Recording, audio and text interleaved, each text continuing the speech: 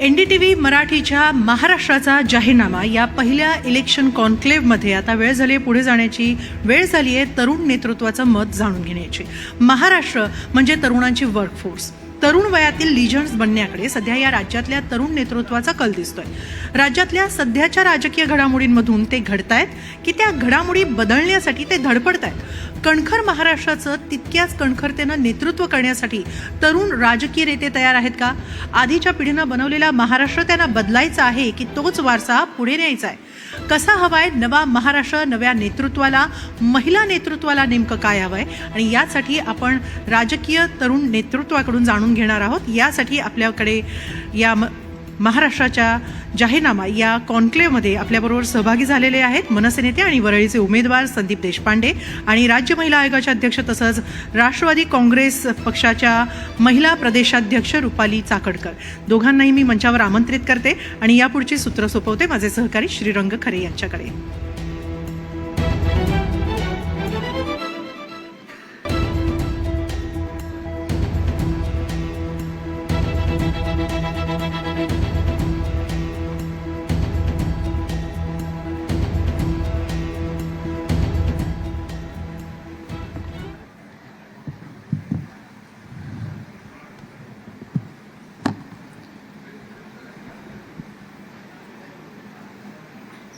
निवडणुकीचे पडघम वाजायला सुरुवात झालेली आहे. प्रचाराचा धुरळा उडालेला आहे. निवडणुकीनंतर महाराष्ट्राचे चित्र नेमकं कसं असेल हे आपण जाणून घेण्याचा प्रयत्न करतोय.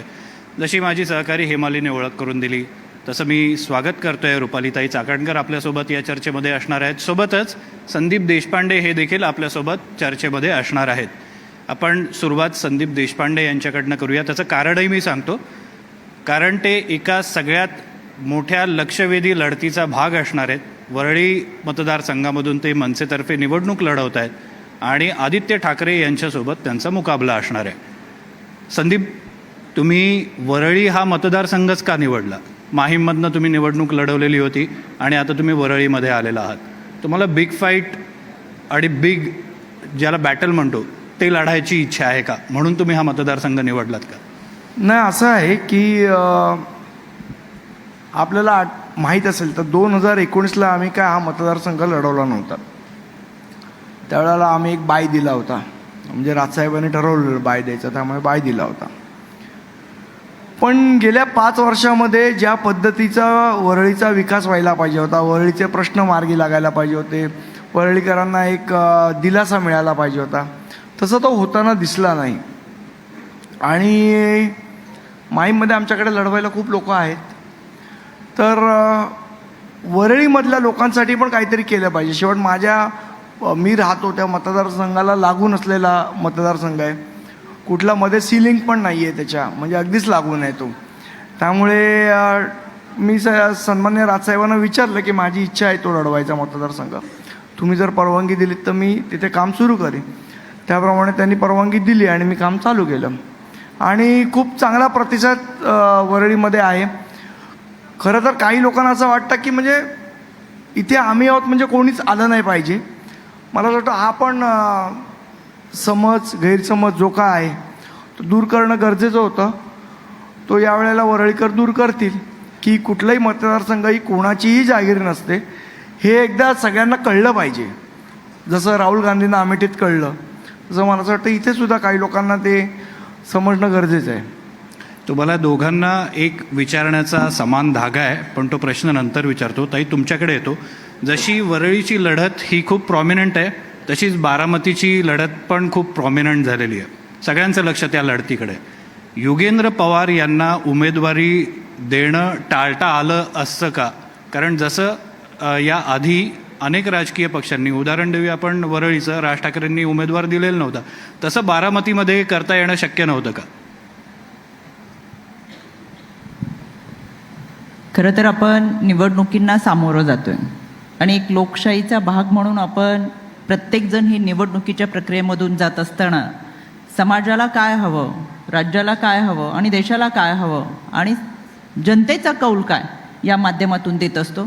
त्याच्यामुळं यामध्ये उमेदवार देणं टाळता आलं असतं, पण टाळण्यापेक्षा खऱ्या अर्थानं ज्या व्यक्तीने त्या भागामध्ये काम केलं आहे, एक चांगल्या पद्धतीचं विजन महाराष्ट्राला दिलेले ती व्यक्ती बारामतीमधून येते, त्याच्यामुळे कोणीही उमेदवार दिला तरी त्याचा काही फारसा फरक पडणार नाही.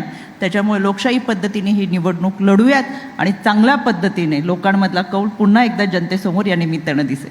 जो समान धागा मगाशी मी म्हणत होतो तो असा आहे की घराणेशाही हा मुद्दा जसा वरळीमध्ये तसंच बारामतीमध्ये.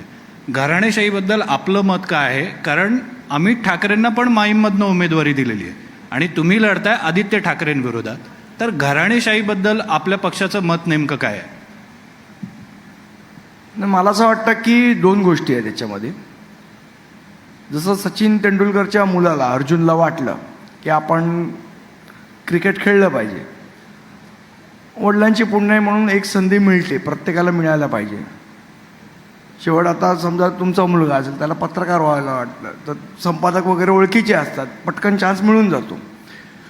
पण त्याचं मेटल त्यांनी जर प्रूव्ह नाही केलं, एखादी एक्सक्लुझिव्ह बातमी त्यांनी काढली नाही, एखादी एक्सक्लुझिव्ह स्टोरी त्यांनी दिली नाही, तर मला नाही वाटत त्याला चॅनलमध्ये काय प्रमोशन मिळेल. संधी प्रत्येकाला मिळते, म्हणजे ती पुण्याईमुळे मिळते. पण त्या संधीचं त्यांनी जर सोनं करू शकलं नाही तर मग मला असं वाटतं त्याच्या करिअरला काय अर्थ नाही. संधी मिळायला काय हरकत नाही, ठीक आहे, वडिलांची पुण्यामुळे एखादी संधी सगळ्यांना मिळते. पण त्या संधीचं रूपांतर सोन्यामध्ये करता येतं का, ह्या टॅलेंटवर तुमचं पुढचं राजकीय भवितव्य अवलंबून असतं. ते जर तुम्ही करू शकला नाहीत तर लोक तुम्हाला घरी बसवणार. तुम्ही जर चांगलं क्रिकेट खेळलं नाहीत तर तुम्हाला IPLच्या पुढे चान्स नाही मिळत. तुम्ही जर चांगली म्हणजे वडिलांमुळे एखादा सिनेमा मिळतो कुमार गौरवसारख्याला, पण पुढे काहीच होत नाही. त्यामुळे मला असं वाटतं संधी मिळण्यात काही प्रॉब्लेम नाही आहे, त्या संधीचं सोन्यात रूपांतर करता आलं पाहिजे, हा इम्पॉर्टंट विषय आहे. ताई, जसा शरद पवारांच्या राष्ट्रवादी काँग्रेसवर आरोप होता घराणेशाहीचा, तसाच आरोप आता तुमच्या पक्षावर पण लागतो. सेम धागा आहे. घराणेशाहीच्या आरोपाला तुम्ही कसं उत्तर देणार? कारण बघा, असं आहे की सुनेत्राताई झाल्या, पार्थ पवार झाले, स्वतः अजितदादा आहेत आणि त्यांच्या विरोधात तुमच्याच घरातला म्हणजे पवारांच्याच कुटुंबातला एक माणूस लढतोय. सगळं बारामतीचं राजकारण हे पवार कुटुंबामध्येच फिरतंय असा आरोप केला जातो.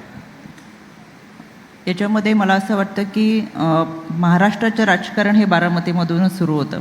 त्याच्यामुळं संपूर्ण महाराष्ट्राचं आणि आपल्या सगळ्यांचंच लक्ष हे बारामतीकडे कायम राहिलेलं आहे. पण वडील डॉक्टर आहेत म्हणून मुलगा डॉक्टर होत नाही, त्याला स्वतःला प्रॅक्टिस करावी लागते. आणि जसं संदीपजी म्हटले की एकदा संधी मिळू शकते, पण जनतेमधला कौल असा असतो की जनतेला काय दिलं आहे, जो कोणी उमेदवार असेल, जो कोणी लोकप्रतिनिधी असेल, तर एकदा 5 वर्षाची संधी दिल्यानंतर पुढच्या 5 वर्षामध्ये त्याचं काम पाहिलं जातं. त्याच्यामुळे मला असं वाटतं की घराणेशाहीचा आरोप हा सगळ्यांकडं सगळ्याच पक्षामध्ये केला जातो. आणि यामध्ये काय होतं, घराणेशाहीमधून आलेली व्यक्ती ही कदाचित राजकारणाचा मार्ग स्वीकारत असताना ज्या अडचणी येतात, जे व्यासपीठ मिळायला पाहिजे, जो सहजासहजी रस्ता मिळायला पाहिजे, तो कौटुंबिकमधून येत असल्यामुळे तो मिळून जातो. पण शेवटी स्वतःचं कर्तृत्व त्यांना स्वतः सिद्ध करावं लागतं, तेव्हा ही जनता स्वीकारत असते. त्याच्यामुळे अशा पद्धतीचे जरी आरोप होत असले तरी जो कोणी मैदानात उतरतो त्याला स्वतःचं अस्तित्व पणाला लावून ते दाखवावं लागतं. ताई, आणखी एक मुद्दा आहे की यांचा पक्ष आहे, आपण असं धरून चालू. मनसेचाच उदाहरण मला तुम्हाला द्यायचं आहे की महायुतीला मनसे आता का नको आहे? मनसेने तुम्हाला पाठिंबा दिला, अर्थात भाजप, शिवसेना आणि राष्ट्रवादी काँग्रेस असे 3 पक्ष आहेत, पण मग आता मनसे का नको? मला असं वाटतं लोकसभेच्या निवडणुका ह्या वेगळ्या क्रायटेरियामध्ये लढल्या गेल्या होत्या. यामध्ये मनसे आमच्यासोबत होती आणि अतिशय चांगल्या पद्धतीने आम्ही सगळेजण लोकसभेच्या निवडणुकीला सामोरं गेलो होतो. पण विधानसभेच्या निवडणुकीमध्ये 288 ठिकाणी आपण जागा लढतोय, ज्या लोकसभेला अत्यंत कमी प्रमाणात असतात. त्याच्यामुळे प्रत्येक पक्षाचा कार्यकर्ता, पदाधिकारी हा अनेक वर्षानुवर्ष त्याच्या भागामध्ये काम करत असतो आणि त्याला असं वाटत असतं की या 5 वर्षानंतर जी संधी मिळणार आहे ती मला जनतेच्या सेवेसाठी मिळावी. आणि नेत्यांना देखील वाटत असतं की आपला कार्यकर्ता त्या भागामध्ये वाढला पाहिजे. कार्यकर्त्याला न्याय देता आला तर पक्ष वाढतो. आणि त्याच्यामुळे साहजिकच आहे, आता पुन्हा एकदा मनसेने अनेक उमेदवार जाहीर केले, त्या सगळ्यांना आमच्या मनापासून शुभेच्छा आहेत. शेवटी कार्यकर्ता हा पक्षाचा कणा असतो, संघटना हा पाया असतो आणि ही संघटना आणि कार्यकर्ता जपण्याचा प्रयत्न मनसेने त्यांच्या माध्यमातून केलेला आहे आणि काही ठिकाणी ते आम्हाला बरोबरीने साथ देतील. संदीपजी, मनसे आम्ही ही निवडणूक लढवतोय आणि मला असं वाटतं की कसं आहे, लोकसभेची परिस्थिती वेगळी होती, विधानसभेची परिस्थिती वेगळी आहे. लोकसभेला मोदी पंतप्रधान व्हावेत म्हणून राजसाहेबांनी पाठिंबा दिला होता. त्याच वेळेला आपल्याला आठवत असेल तर शिवतीर्थावर त्यांनी सांगितलं होतं की आता विधानसभेच्या तयारीला लागा. बरं, या लोकांचे जे म्हणजे जागांचं हे सगळं चाललेलं की भारतीय जनता पक्ष 160 ते 170 लढवणार, मग शिंदेसाहेबांची शिवसेना 100 ते 120 लढवणार, पवारसाहेबांचं अजित पवारसाहेबांचं 80 ते 90 लढवणार. तर ऑलरेडी त्या जागा मला असं वाटतं 400च्या आसपास झाल्या होत्या 288 पैकी. त्यामुळे आम्ही त्याच्यामध्ये घुसून अजून यांना त्रास देण्यामध्ये काय अर्थ नव्हता. म्हणजे 288 पैकी 400 जागा लढवतच होते तिघ जण मिळून. त्यात आम्ही गेलो असतो तर 450 वगैरे जागा झाल्या असतात 288च्या. त्यामुळे आम्ही विचार केला की आपण वेगळं लढवलेलं चांगलं. आणि मुळात असं आहे की महाराष्ट्र नवनिर्माण सेना एक विजन घेऊन एक लोकांपर्यंत म्हणजे नो हार्ड फिलिंग्स आहे, पण महायुती किंवा महाविकास आघाडी याच्यापेक्षा एक वेगळा पर्याय जनतेला मिळाला पाहिजे. ज्या पद्धतीचं राजकारण हे गेल्या 5 वर्षात महाराष्ट्राने बघितलं, म्हणजे आता तर कोण कुठल्या पक्षात इलेक्शनच्या आधी जाईल याची काय हे नाही. म्हणजे भाजपचा असलेले मुरजी पटेल पटकन शिंदे साहेबांकडे जातात, निलेश राणे शिंदे साहेबांकडनं निवडणूक लढवतात, मग शिंदे साहेबांचा कोणतरी भाजपमध्ये जाऊन निवडणूक. असं राजकारण मी 1988 पासून फॉलो करतो राजकारण. मी तरी असं बघितलं नव्हतं की एवढ्या इझिली माणूस पक्ष बदलतो. एवढं इझिली तर आपण कपडे नाही बदलत, एवढं इझिली माणूस पक्ष बदलतोय. मग मला वाटत नाही की जर पुढची पिढी हे बघत असेल तर हे राजकारण असंच असतं असं जर त्यांचा समज झाला तर ती आपली चूक ठरेल. आज असं आहे की वाईट परिस्थिती कुठल्या पक्षाला येत नाही का, तर सगळ्यांना येते. चांगली परिस्थिती आपल्या इवन घरामध्ये पण, आपल्या बिझनेसमध्ये पण, आपण करतो ते व्यवसायामध्ये पण, बॅड पॅच गुड पॅच क्रिकेटियरच्या पण आयुष्यात असतो. पण याचा अर्थ तो टीम नाही ना बदलत की आता सध्या पाकिस्तानची टीम जिंकते चला मी इंडिया सोडून पाकिस्तानमध्ये जाऊन खेळेन, असं नाही होत. मला असं वाटतं हा प्रत्येकाची टीम काय आहे त्याचा विचार करून ते केलं पाहिजे. पण ठीक आहे, म्हणजे हा शेवट ज्याच्या त्याचा वैयक्तिक प्रश्न आहे, ज्याच्या त्याच्या विचारधारेचा विषय आहे. प्रत्येकाने विचार केला पाहिजे. कदाचित आमची विचारधारा लोकांना चुकीची वाटते की हा का मूर्खासारखा बडबडतोय, उलट जिंकणाऱ्या पक्ष त्यांनी जाळला पाहिजे, असाही विचार करणारे लोक असू शकतात. शेवट ज्याच्या त्याचा विचार आहे. संदीपजी, एकूण राजकीय परिस्थिती बघता सध्या एका पक्षाचं सरकार येणं हे जवळपास अशक्य आहे. आघाडी किंवा युती कोणासोबत तरी जाणं हे गरजेचं आहे. राज ठाकरेंनी असं म्हटलं की आमची सत्ता येणार, आम्ही सत्तेत बसणार. कोणत्याही युती आघाडीशिवाय हे कसं काय शक्य आहे? होत ना, पण त्या जर तरच्या प्रश्नाला आज उत्तर द्यायची गरज नाही ना. पण करावं तर लागेल, कारण परिस्थिती 2024 20 नोव्हेंबर 2024ला इलेक्शन होईल. 23 नोव्हेंबरला रिझल्ट लागेल. त्याच्यानंतर माझी विनंती आहे श्रीधरजी, तुम्ही पुन्हा एकदा बोलवा, आपण यावर निश्चित चर्चा करू. आज जी गोष्ट घडलीच नाही आहे त्या गोष्टीचा एवढा विचार करायचा, एवढं इमॅजिन करायचं की मग आमच्या किती येतील, यांच्या किती येतील, महाविकास आघाडीच्या किती. बरं, ते जे एक्झिट पोल आणि आकडे ते पण फेल व्हायला लागले आता त्या हरियाणामध्ये बघितलं. म्हणजे त्याच्यावर हे करून विचार करायचा तर तेही फेल जातात. त्यामुळे आत्ता आपण इलेक्शन लढूया, आपले जास्तीत जास्त आमदार येतील याचा प्रयत्न करूया, हा आमचा विचार आहे. जास्तीत जास्त आमदार कसे येतील निवडून याचा प्रयत्न करूया, आणि मग महाराष्ट्राच्या भल्यासाठी जे योग्य असेल निर्णय राजसाहेब घेतील 23 नोव्हेंबरचा रिझल्ट लागल्यावर. पण सत्तेत असू एवढं नक्की. ताई, सत्तेत असू म्हणतायत, तुम्हालाही आशा आहे की सत्तेत येणार. असा मित्रपक्ष जर तुम्हाला लाभला, त्यांचे आमदार आले एक सायझेबल संख्या, आणि जर तुम्हाला गरज वाटली सत्ता स्थापन करण्यासाठी यांची मदत घ्यायची, पुन्हा एकदा झरचरचाच प्रश्न आहे मला माहिती आहे, पण असा मित्र चालेल का? का अजून दुसऱ्या लोकांसाठी पण तुमचे दरवाजे खुले असतील जे तुमच्या पक्षातनं इतर पक्षात गेलेत किंवा तुमचे जुने मित्रपक्ष आहेत?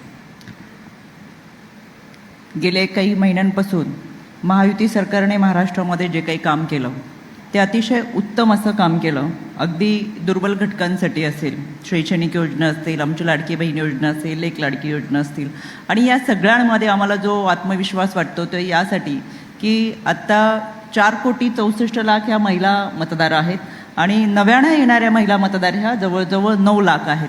यामध्ये आम्हाला ज्या महिला मतदान करणार आहेत त्याच्यामध्ये सर्वाधिकपणे आम्हाला एक विश्वास वाटतो ते म्हणजे सत्तेत येणार ते महायुती सरकारच, आणि त्याच्यामुळे पुन्हा एकदा मनसे आमच्यासोबत येत असेल किंवा सत्ता स्थापन करत असेल, जी काही गणितं जुळतील त्याच्यामध्ये प्राधान्यक्रमाने हे सगळे विषय पक्षश्रेष्ठींच्या माध्यमातून घेतले जातील आणि त्याचा आम्हाला आनंद वाटेल.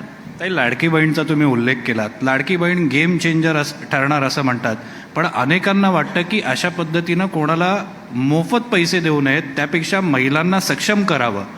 फ्री बीचं जे राजकारण आहे जे संपूर्ण देशामध्ये, त्याच्याबद्दल तुमचं काय मत आहे?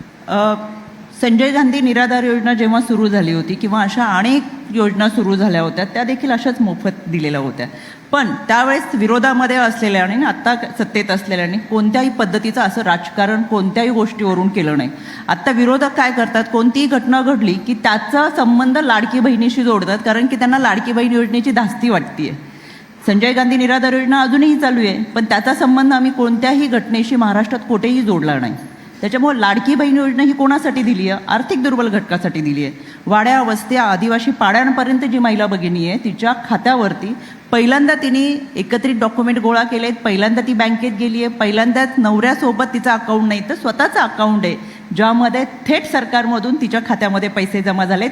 आणि हे राजकारणाच्या इतिहासामध्ये पहिल्यांदाच होतं आहे. 2,40,00,000 महिलांच्या खात्यामध्ये पैसे जमा होतात. आर्थिक साक्षरता या निमित्तानं झाली आहे. ज्या महिलेचं कधीच बँकेत खातं नव्हतं तिचं बँकेत खातं आणि सरकारमधून थेट पैसे तिच्या खात्यात जमा होतात. त्याच्यामुळे या योजना आहेत त्या आर्थिक दुर्बल घटकासाठी. त्याच्या कुठेही संबंध जोडून केवळ या योजनेला बदनाम करण्याचा एकच एक कलमी कार्यक्रम हा विरोधकांकडे राहिलेला आहे, कारण की त्यांना भीती वाटते. महिला ह्या अत्यंत प्रामाणिक असतात. 9 महिने 9 दिवस गर्भात वाढवलेल्या बाळाला जन्म देताना जो लाल रंग असतो, जो रक्ताचा रंग असतो, तो सृजनतेचा रंग असतो, तोच तिच्या प्रामाणिकपणाचा असतो. आणि म्हणून केवळ या योजनेला बदनाम करण्यासाठी ज्या पद्धतीने विरोधक प्रत्येक वेळेस हा संबंध जोडतात, पण महाराष्ट्रातल्या महिला सुज्ञ आहेत, त्या या सगळ्या तिन्ही भावांशी पाठीशी ठामपणे उभ्या राहतील आणि मतदान करतील. धन्यवाद. तुम्ही दोघंही जण या चर्चेमध्ये सहभागी झालात त्याबद्दल. मला फक्त ते लाडकी बहीण योजनेबद्दल एकच मुद्दा मांडायचा. एकदम माझा काय त्या थोडक्यात. योजनेला विरोध नाही आहे किंवा काही नाही आहे, पण मला असं प्रामाणिकपणे वाटतं की आपण पण एका मध्यमवर्गीय कुटुंबातून आलो आहे, सगळे आलो आहे. आपले आई वडील आपलं शिक्षण होईपर्यंत, आपलं कॉलेज होईपर्यंत आपल्याला पॉकेट मनी देतात, पैसे देतात, पण आपण आयुष्यभर त्यांच्याकडनं पॉकेट मनी आणि पैसे घेऊन नाही ना. एक पिरियड येतो त्यावेळेला आपण आपल्याला वडील म्हणतात, अरे का आयुष्यभर मी दिलेल्या पैशांवर जगणार आहेस का? स्वतःच्या पायावर कधी उभा राहणार आहेस? हे आपल्याला बोलतात. म्हणजे हाच संस्कार आपल्याला घरातनं लहानपणापासून मिळालेला आहे. मला असं वाटतं ठीक आहे, आत्ता तुम्ही देताय लाडकी बहीण योजनेला पैसे, पण त्यांना सक्षम करण्याच्या दृष्टीने एक कार्यक्रम सरकारने आखला पाहिजे. आयुष्यभर लाडकी बहिणीच्या सपोर्टवर त्यांनी राहिलं नाही पाहिजे. त्यांना सक्षम करण्याची योजना काय आहे ह्याच्याबद्दल पण सरकारने विचार केला पाहिजे. हे माझं सजेशन आहे म्हणा किंवा माझं मत आहे म्हणा किंवा माझी भावना आहे. धन्यवाद. तुम्ही दोघं या चर्चेमध्ये सहभागी झालात. आपला वेळ कमी आहे, त्यामुळे पुन्हा एकदा हेमालीकडे जाऊया पुढच्या कार्यक्रमासाठी. खूप खूप धन्यवाद तुम्हा तिघांचे.